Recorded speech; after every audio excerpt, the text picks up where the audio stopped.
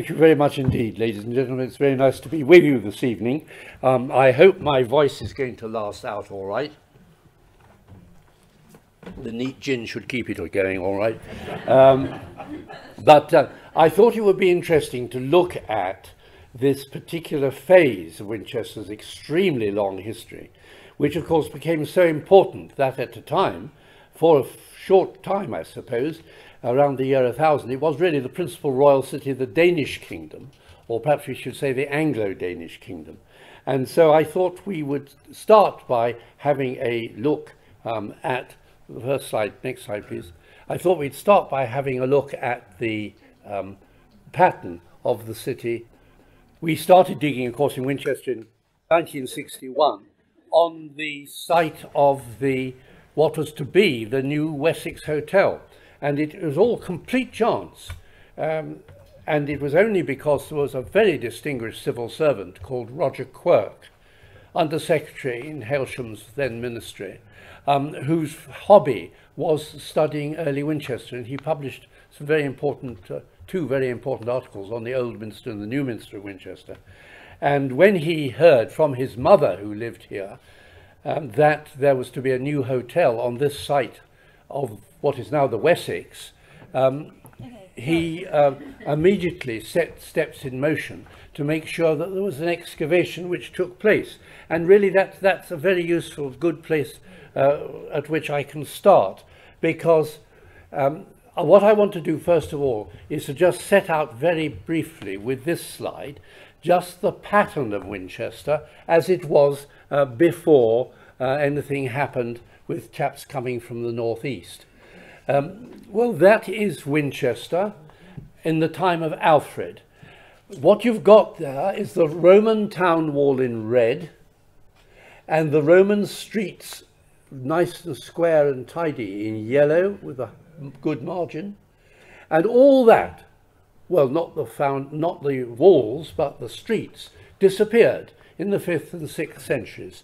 And it was in the reign probably of Alfred that the streets we know today, which are shown there in a sort of grey-brown, and which you'll recognise, all of them still in existence, were laid out. And it's clearly a new planned town.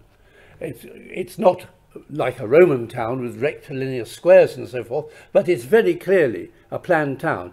And it has 4 elements. One, of course, is High Street, which is exactly the same today as it was then, narrower today in the upper part, wider today in the southern part, inside the East Gate, where obviously more space was needed inside the London Gate.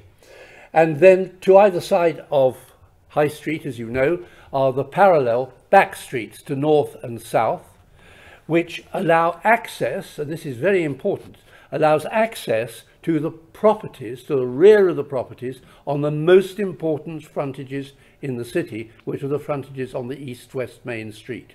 So you didn't have to give up space on your main frontage for carts to go in and out, because you had your own access from the rear. And those back streets to either side of High Street, which you see there and which exist today, are absolutely essential, and they show precisely how, when the Anglo-Saxons decided to have a new town plan, they knew very well what they were doing with High Street and how they had to preserve the value of the burgage properties on the High Street frontage, so that, and to do that went in from the back, from those back streets. And then there are the third element, which are the north-south streets. They're all there today. You know which ones they are. Most of us have walked along all of them many times indeed. And they are still essentially the same. And then lastly, very important, the fourth element, the street all the way around inside the Roman walls. The Roman foundations, or the Roman walls probably still stood quite high. They were certainly adopted and repaired many times during the Middle Ages. And of course, in some places, and you will know as well as I do where they are, particularly around the south-east quarter of the city, you can still see quite considerable lengths of these defences, though the bits you can see, I'm quite sure, are all medieval, but the Roman foundations are underneath. The medieval bits stand on top of them. So that is essentially the city. You've got the High Street, the back streets, the north-south streets, and the Wall Street. And it's not Roman, as you can see very well. It's quite distinctively different, and it is typical of the walled towns of late Middle Saxon England, of the late reign of Alfred, shall we say, when new towns were being established to work as towns. Clearly they anticipated these were going to be commercial places, hence the back streets to either side of High Street, which is the most important set of properties on the frontage. So it's a very interesting piece of urban development.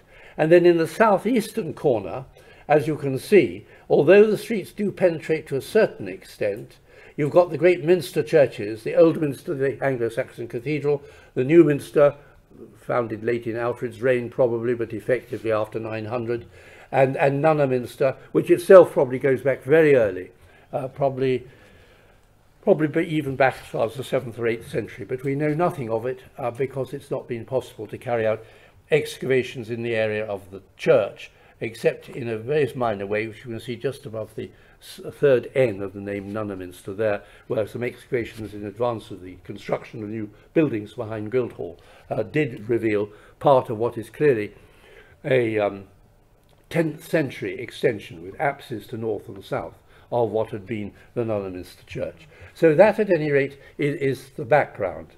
Now next slide please. I'm going to talk today particularly about the impact on Winchester of the arrival of the Vikings. I'm not going to worry about the period when clearly Vikings were causing trouble on the south coast and up the river in the possibly as early as the very late 8th century, but probably later than that, 9th century. I want to talk about what Winchester was like, and that's why I've discussed its medieval streets, when it became extremely important indeed in the reign of Cnut, who reigned from 1016 to 1035. And the coin that you see there is just a magnificent silver penny of Cnut, very, very fine indeed. Not one that we found, I think, is the British Museum copy, but it gives you some idea of the competence of the silver coinage, silver penny coinage of that reign. They're only point pennies. If you wanted a half penny, you cut a penny in half. If you wanted a quarter, you cut them in four, and there's nothing bigger. I take it small amounts of gold bars and so forth. Right, next please. Now, this is the situation in Winchester and in southern England before the Norman conquest. And you'll see that each of those that are highlighted in yellow there are people who are buried in Old Minster. And straight away when you start to read their names, Edmund Ironside, Harther Cnut himself, for example, you'll see that these are vital members of contemporary society, and it's in Winchester that they come for final burial. Next please. And I think there's no better way of showing the importance of the Scandinavian element in Winchester than to show this magnificent coloured ink and paint drawing of Cnut and Emma, who were presenting to New Minster, which had been founded around about 900, and this great gold cross. Now I don't know whether we're really to take it that it was half the height, if not more, of the king himself, but I think we can imagine that it was a very, very substantial ornament that was given to the New Minster, and it shows straight away that with the first Scandinavian, Anglo-Scandinavian king, we have a very, very important Scandinavian presence, which is, as it were, being brought to a high point of its development. Next, please. And if we look at the birthplaces of the rulers of Wessex during this time, you will see, and I don't need to go through them, but you'll see from the time of Alfred how many of these are buried in the New Minster, or occasionally the Old Minster, Eadrid of Winchester, and how the story of those burials continued through subsequent centuries. Next, please. And how this continues to be the situation until the reign of Cnut, who is buried in Old Minster, Harther Cnut, who is buried in Old Minster, and then finally, except for William II, the kings of England are buried elsewhere, usually at Westminster.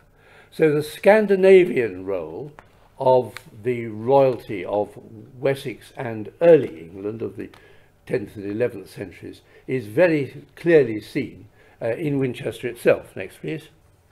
And look at the trouble that was taken to observe the importance of being buried in these crucial churches. You can see from the time of Cnut, who died in Shaftesbury but was brought for burial, 70 kilometres to Winchester. Can you imagine what the street procession must have been like? And then you see how it goes on. Harther Cnut, his son, is carried 100 kilometres so that he can be buried in Winchester. And then a great Danish Earl, Bjorn, 180 kilometres, and so forth. And Edmund Ironside at the very bottom, English king, 100 kilometres. The role of Winchester in the Scandinavian period of English royalty is very clear indeed. So there's no doubt that at the highest level we're seeing a strong Scandinavian influence with all the people who would have been part of this community and who will, for example, have formed major parts of these astonishing processions which carried the dead body of the principal Scandinavian, Anglo-Scandinavian, perhaps the Scandinavian king.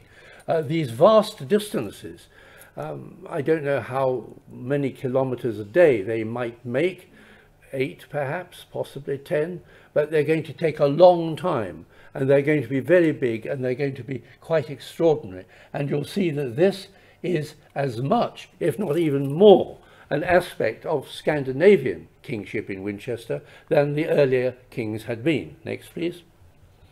So let's go now to have a look at the southeastern area where this influence will have been worked out.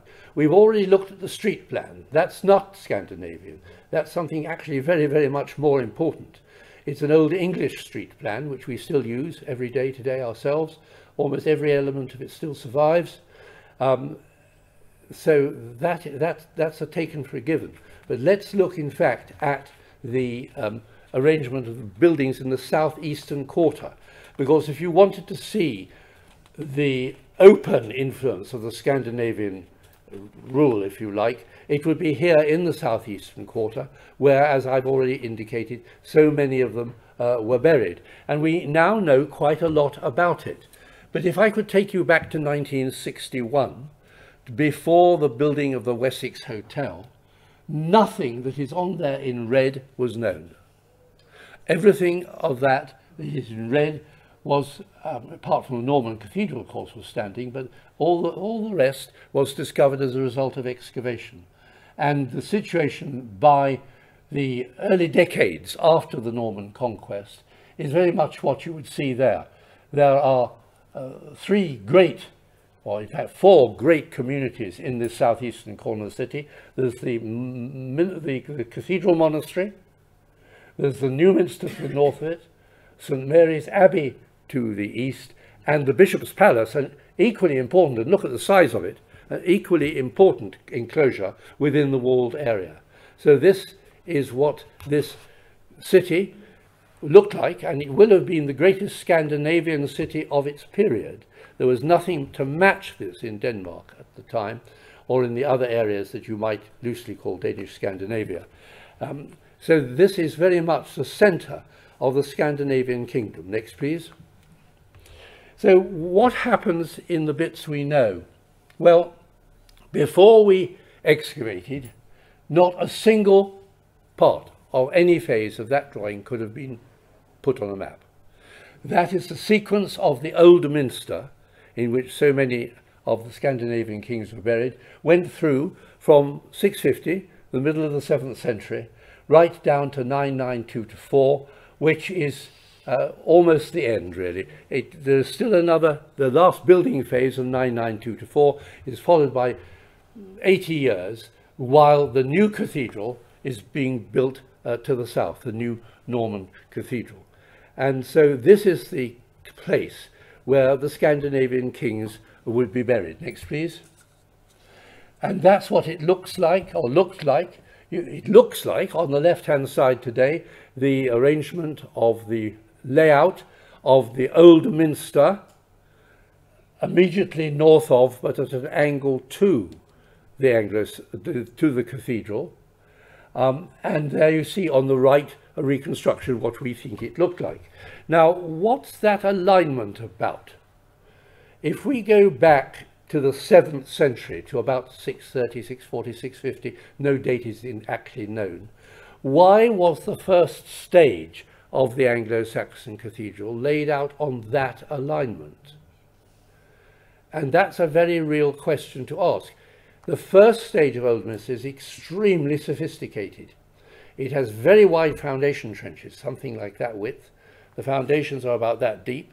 They're very, very carefully laid of Roman tiles, pinched from Roman buildings and relaid in layers, interspersed with layers of slate. Massive foundations for the building which was to be erected on it. That building itself, which we saw a picture of just a few moments ago, is mathematically extremely complicated. And this was work done by my late wife, Bertha, who showed that the proportions of that building is a very simple looking cross-plan church. Those proportions are very sophisticated indeed. So you've got the sophistication of the mathematical layout, and you've got the sophistication of the constructional technique, and you've got this alignment which fits no other alignment in Winchester. It rises at an angle across a Roman street. There's a perfectly good Roman street underneath the diagonal of the Anglo-Saxon plan there, on a completely different angle. The Anglo-Saxon plan already in 630, 640, 650 took no notice of the Roman streets whatsoever. And it's pointing in that funny alignment. Also, the present cathedral, if you take the alignment of the present cathedral and the alignment of this one, where do they meet? They meet under the western half of the cathedral green, under the North Churchyard. And I suspect that the sophistication and the alien character of the 7th century church pointing already in that direction means that the church was pointing towards a centre of power, which was in the centre of the city, northwest of the west front of the present cathedral, under the grass and graves of the North Cemetery, and that itself, I think the only explanation is that that is an area which had become the centre of power in Winchester in the post-Roman period. So that when those pagan Anglo-Saxons in fact became Christian, the church, which they quite clearly had employed highly sophisticated foreign persons to plan for them, and perhaps to build for them too, because nobody in this country knew how to build in stone and flint and tile as that building was built at the time. And I think that the answer is that this first church, the Anglo-Saxon Old Minster, was built to provide the first Christian element for a pre-existing Anglo-Saxon royal unit which had only become Christianized in the 630s or 640s, sometime about that date. We don't know the exact date. There are mentions in the Anglo-Saxon Chronicle, but it doesn't give us exact date. 630s, 640s is probably about right. And that the new cathedral church, with its foreign elements of great sophistication, was laid out to point towards it. And that is the reason why the present cathedral also points in that direction. And if you take the alignment of the Anglo-Saxon churches laid out in the grass and the present cathedral, they join again under the western half of the present churchyard. And I think that is because one should place the post-Roman power centre. Now that's not an idle suggestion, because it is clear that by the time of Henry of Blois, the great Norman bishop who assumed to himself so much power, he also occupied a building or buildings in the area where those two alignments would join. And I suspect that that is because in the early 12th century, 1150, 1120, something like that, he took over a pre-existing royal palace which became the episcopal palace. And there's quite a lot of evidence for this if you look for it quite carefully in various different documents. But I think it points out where the centre of secular power was in Winchester in the post-Roman period. Now, goodness knows why it was there rather than somewhere else. We have no idea. There's been no excavation anyway. We're playing with alignments at the moment. But that does look as though that is the place where the centre of power is, so that the early cathedral, as laid out in the grass there, points towards it, and the later cathedral, when rebuilt, also points towards it, and those lines join beyond the War Memorial, just about the very top of that slide there. And I suspect that is the basic place where the Anglo-Saxon royal palace is, and it's certainly the place where Henry of Blois had his principal seat inside the walled city in the early 12th century. So we're beginning to untangle what is happening in that area. Next, please. Now then, let's come back more particularly to what I wanted to talk about this evening, or one of the things I wanted to talk about, which was the whole question of what happens here in the years after 1000. As you all know, England had been under considerable attack by that time for at least a century, possibly rather more in northeastern England, from people across the North Sea, particularly from the areas of what we now call Denmark and Norway. And they, of course, have their own traditions. And one of the most extraordinary discoveries in the excavation of Old Minster was this stone. And as you see, we've called it the Sigmund Stone. I'll explain why in a few moments. And it was found in the excavation of Old Minster in 1965, just a loose lump of rubble, literally upside down, sideways up, as it were, in no order whatsoever. But in addition to that magnificent single surviving fragment, a large number of fragments broken from fragments like that. Bits of hair, bits of arm, bits of leg, bits of swords and so forth, but very often very small pieces, tiny pieces. Just amazingly, and for no reason that I can detect, there's no reason it can be detectable, this extraordinary stone was just left in the rubble and not further damaged. The next slide, please, will show what we can begin to make on it. And in fact, this is my interpretation, so I'm responsible for it. I've not found anybody yet who's actually dared to go into print and say it's rubbish, but I expect they're working on it. I think that this can be explained, that it is an element of a narrative scene of Sigmund and the wolf. And these are elements that come from Volsunga saga. So we're back to the theme that I've been hoping to express to some extent from the beginning.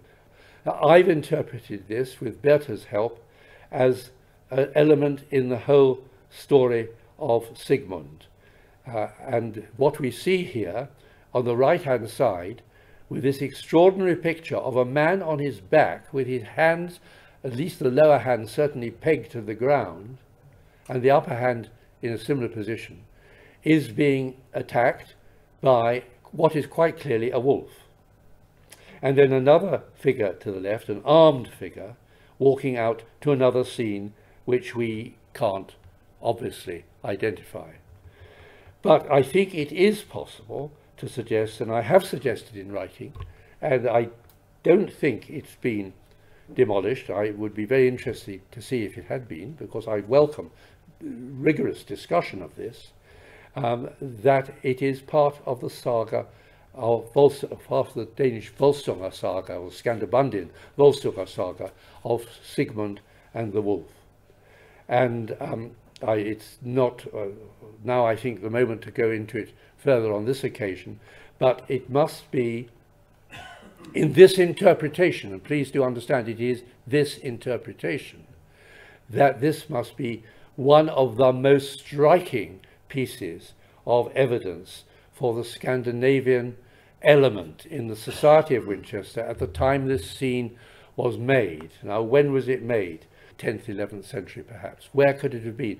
It was found in the ruins of Old Minster, and there were broken fragments, as I've said, of similar friezes, which had obviously just survived as the blocks were being broken up, but this one survives. If it was in Old Minster, where was it? Well, if this is just a scene, a narrative scene of Sigmund and the wolf, how long was it? Well, it could be very long indeed. And where was it? Inside the building or outside the building? I mean, these are essentially unanswerable questions, but they certainly have to be posed. And it's extremely difficult to know. But I think we must be looking at a scheme which was many meters in length. Now, we've looked at this stone to see, and it's fairly soft, box ground oerlite. We don't detect, I think, perhaps some of you here will be better able to do so than me, any significant weathering of this stone. That might only be, of course, because this was on a protected side, and it doesn't perhaps mean anything, or indeed that it was inside. But if it's part of the decoration of Old Minster, it must be part of a great scheme that's going right the way round the whole trefoil plan of that building, from the west end right the way round and out back at the west end where it began. It's quite enormous, and that is the sort of thing which would fit any scheme that would attempt to tell the Sigmund saga, the founding saga of the Wessex dynasty, of the Anglo-Saxon Wessex dynasty, in one continuous arrangement. And there's nothing more one can say about it. There it is. It is possibly the most astonishing thing we found. And it is just such a tragedy that certainly from the rubble of Old Minster, almost all of which we excavated, there are some areas of rubble deposit which we didn't get to, where presumably there are a few more small fragments. Whether there's another big fragment, goodness only knows. Whether if there was we could interpret it, goodness only knows. And whether we've interpreted this one correctly is a real question. But it is difficult to understand what something of this scale would have, where the scene, two quite clearly different scenes, is separated by what must be quite large scenes in themselves. The man facing left outwards obviously is just the right hand end of some quite tremendous and presumably intelligible scene, and the one to the right where we just have the head of the man on the ground, which is the great link to Sigmund and the wolf in the Volsunga saga, would be equally large. I'm afraid we will not have any more of this. There might be fragments of it in the cathedral, but I don't think anybody's going to go knocking down walls there, and the chance will be very slight anyway. But wherever there are fragments, few could be quite as expressive as this one, and so important in demonstrating to us that there are two entirely separate scenes here going on, which must be made sense of, and can, certainly in the sense of the man and the wolf, be made sense of from the Volsunga saga, but whether that means we can identify the figure on the left-hand side, I'm not sure that one can, because one doesn't know how full the stone representation was in relation to what the saga is telling. Next, please. There are, of course, other fragments of Scandinavian presence in Winchester.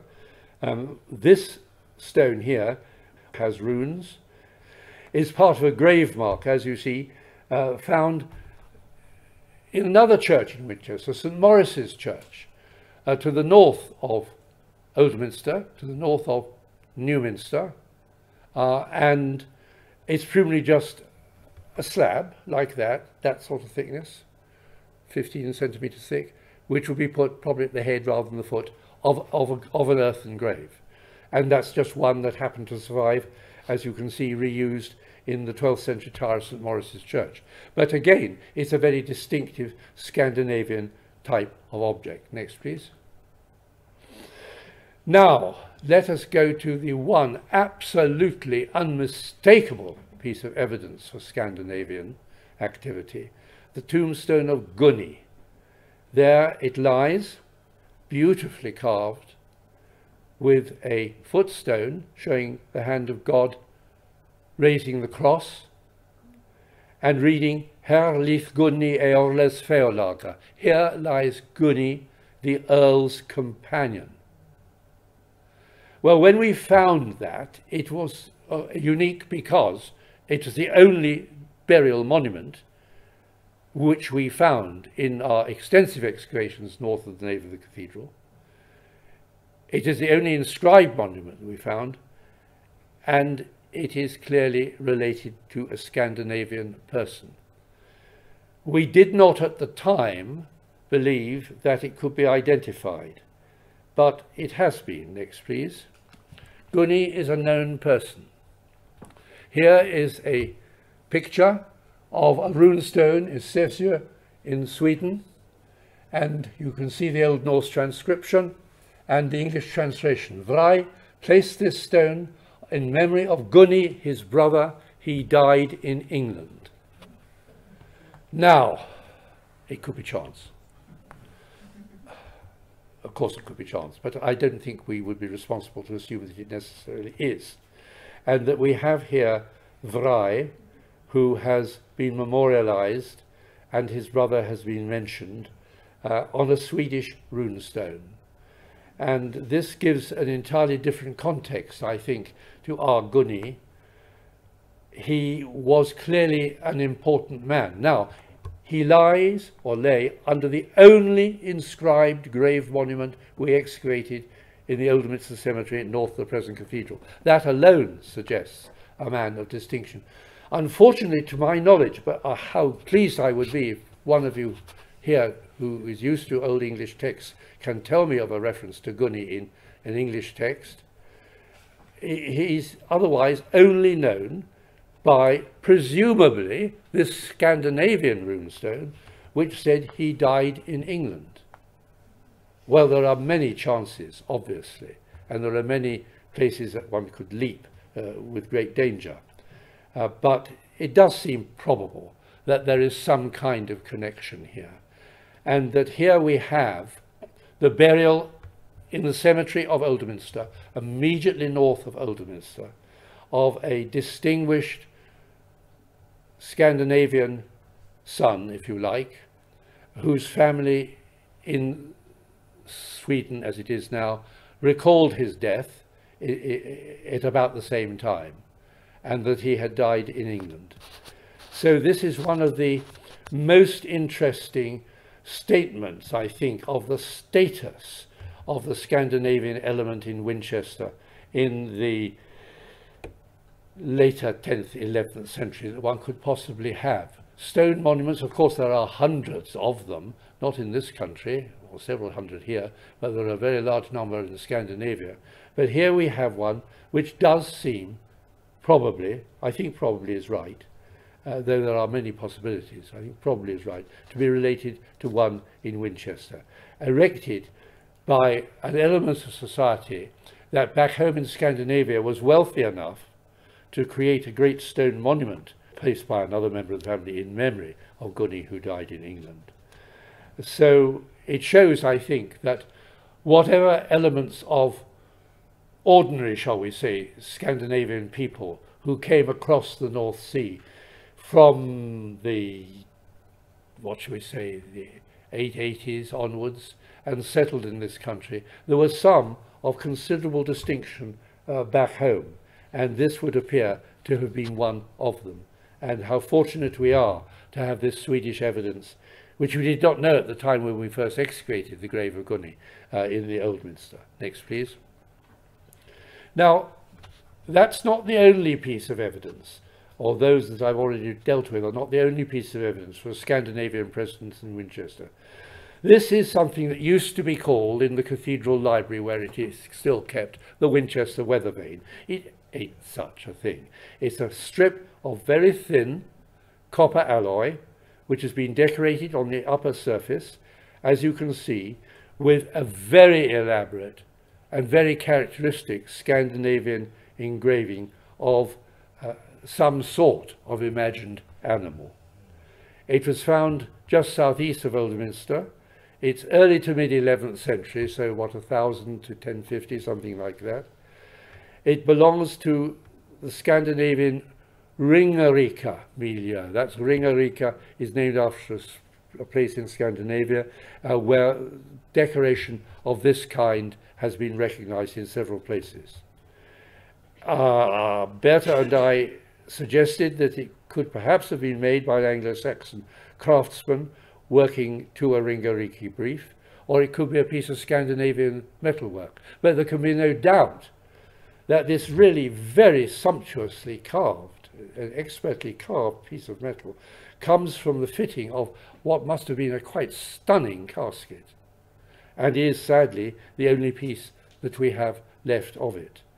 But it does emphasize again, as some of the other things I've shown, like the great Sigmund frieze, the importance of certainly a high and distinguished level of Scandinavian, I'm inclined to say Scandinavian society, because we can't be sure which part of Scandinavia they came from, in Winchester in the late 10th and through to the mid-11th century, up to the 1050s or 1060s, something of that kind. Next, please. There are other pieces too. Again, it's bits and pieces of jewellery. Both of these came from Old Minster, and you can see some of the details about them in what I've written there. They are silver gilt, silver with very strong gold gilding on them. They're very, very splendid pieces. They're sort of British Museum type standard pieces.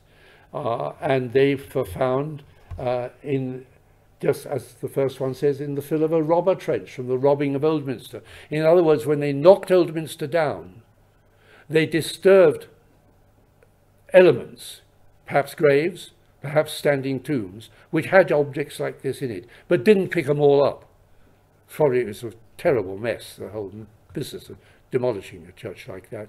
No kind of order, except from the masons who were saying, put all the flints there, lad, put all the tiles there, and so forth.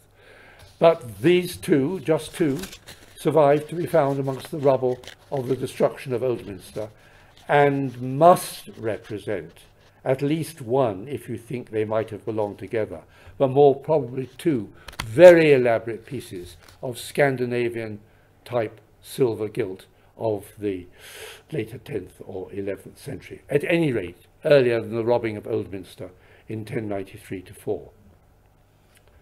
And as I say here, or as Berta probably said, they were probably worn together, possibly on a sword belt. They're military things, really, of a very, very fine quality. Next, please. There are other bits as well.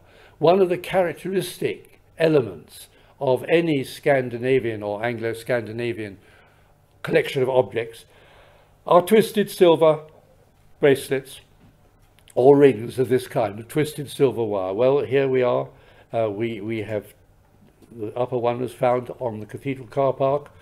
Our very first excavation in 1961, and it was found just in the demolition rubble of the northern domestic buildings for the New Minster Church, which was destroyed at that time and moved out, as many of you here know, to Hyde Abbey, or to Hyde, and became Hyde Abbey. So how it got there, goodness knows. It was just a piece of muck in the demolition rubble. And then there was a silver wire ring as well, but from a totally different site, you see, from Lower Brook Street. We're not just talking about high quality people of northeast European origin at Old Minster. There's something else happening further in the city. And there may, in the collections of the museum, though I think they've been very thoroughly studied, particularly the metalwork, there might be other materials still to be identified. There will, in my opinion, certainly be other material of this kind still to be found and hopefully identified. And if I can make a point, it's so vital that excavations that take place in the city today by many, many different people for many, many different authorities should publish what it is they excavate. And that's why all the objects that we found on our excavations in 1961-71 of this period, all the Anglo-Saxon material is already published and has long been published. So there we are. Those are the kind of pieces of evidence, next please, which gradually enable us to put together a picture. Sometimes there are finds like this. It's an amethyst bead or pendant. It's broken. I say quite a bit in the caption here. It is not of Anglo-Saxon origin, though it may have been, almost certainly was in Anglo-Saxon use in this country. But but it's somewhere that's come from further afield and might indeed have got to this country as early as the 6th or 7th century, about the time, if you're going into the 7th century, that Old Minster was founded. And this was just found again in rubble. And all one can say, here we are, we've got it, but look where it was found. It was found in the other part of the city, in the far southwestern corner of the walled area, what we call House 2, medieval House 2, on the Assize Court's south site. That's right up there, just inside, below the castle, as it were. I don't mean literally underneath the castle, but down slope from the castle, in that corner of the city. And again, the significance of such objects, terribly difficult to understand, terribly difficult to date, as you see, 6th and 7th century, for East Kent perhaps, but it could have been in use for 2 or 3 centuries, and then buried in a Scandinavian context. Who knows? I mean, I just say that sort of thing to illustrate how uncertain may be the context in which these things were used and finally lost. Next, please. But there are Anglo-Saxon shoes from Winchester. You didn't expect this. And they have a particular way of forming the heel, which is similar to shoes from the remarkable Viking excavations at York and Durham and Lund in Sweden, suggesting that this particular method of forming the heel is always to the right of these drawings. You can see the point where it's brought up from underneath the sole, brought up to the back, and then the sides are sewn together to it. So something very, very different indeed, not high-class jewellery, but absolutely everyday work, where somebody or other, or some bodies or other, were making shoes of a particular style, which we happen to know has Scandinavian connections. I'm not saying that they're not very common in this country too, but I believe I'm right in saying that apart from the excavations of York, which of course was heavily Scandinavianized, we don't know what the actual situation is. Next, please. So let us finish, please, if I may, with the other end of the social scale at which we've been looking. We've been looking at all social scales, I know, but in some, particularly the shoes and so on, we've been pretty low down the social scale, probably. But what about the cathedral, the Norman cathedral, which is itself the replacement of Old Minster, and those extraordinary wooden mortuary chests of 17th century date on the presbytery screen, which contain the bodies, as I say here, of kings and queens, but not of 17th century kings and queens, but of kings going back to the 7th century.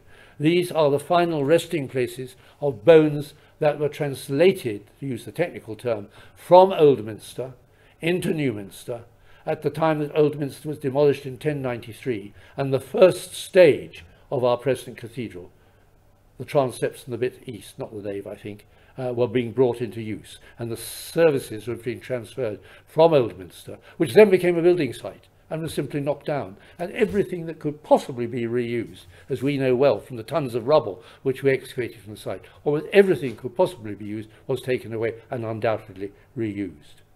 So on my last slide, next please, we'll just look at the contents of 2 of these chests, which will be so well known to most of you, but the contents of them probably not generally so well known.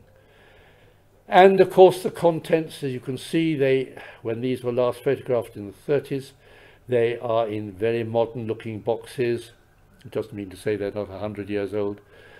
They're incredibly mixed up. I haven't the faintest idea who's a major study on these has now been done. And those are the remains, chested outside in these magnificent 16th century carved, gilded and painted shrines that you see in the centre, of the bones that had been preserved in Old Minster, I think we must say, from the time of the first graves within the church in the 630s and 640s, right down to the end of the Anglo-Saxon period, when they were translated after the demolition, or at the demolition of Old Minster, and carefully preserved, and ultimately come down to us today in the way you see them here. So I think I've tried to look at the framework of Scandinavian influence in Winchester, and have shown that it is at every level of society, that in general terms it's 10th and 11th century, maybe a bit earlier as well, but difficult to tell. And it corresponds exactly to the period when, from documentary evidence, and for example, the accession to the throne of Wessex in 1016 of a very Danish king, Cnut, demonstrates the element of Scandinavian activity at its highest level. But I've tried to look at it not only at the highest level, but at the lower levels as well. And I'm sure that as the years go by, and as further excavations and investigations take place, the picture will be both revised and greatly strengthened. Thank you.